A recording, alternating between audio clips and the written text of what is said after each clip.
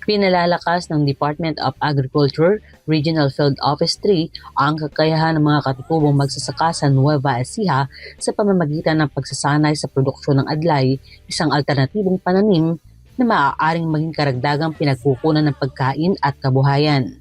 Bilang bahagi ng kabuhayan at kaunlaran ng Kababayang Katutubo 4K program, isinagawa ang 5 araw na Adlay Production Management Training and Orientation Capability Building mula June 29 hanggang July 3, 2026 sa Casa Jedliana Hotel and Resort sa Cabanatuan City, katuwang ang pamahalaang panlalawigan ng Nueva Ecija. Tinalakay sa pagsasanay ang tamang pagpili ng dekalidad na binhi, paghahanda ng lupa, pagtatanim, pangangalaga sa pananim, pag-aani at pagproseso ng adlay upang mapataas ang halaga nito sa merkado. Nagsagawa rin ng field demonstration at aktwal na pagbisita sa taniman upang makita ng mga kalahok ang wastong pamamaraan ng produksyon ng naturang pananim.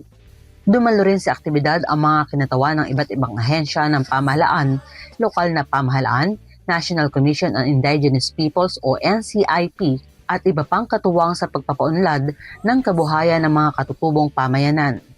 Bahagi ang pagsasanay ng patuloy na pagsisikap na mapalawak ang mga oportunidad sa kabuhayan ng mga katutubong Nueva Ecijano sa pamamagitan ng pagsusulong ng produksyon ng adlay.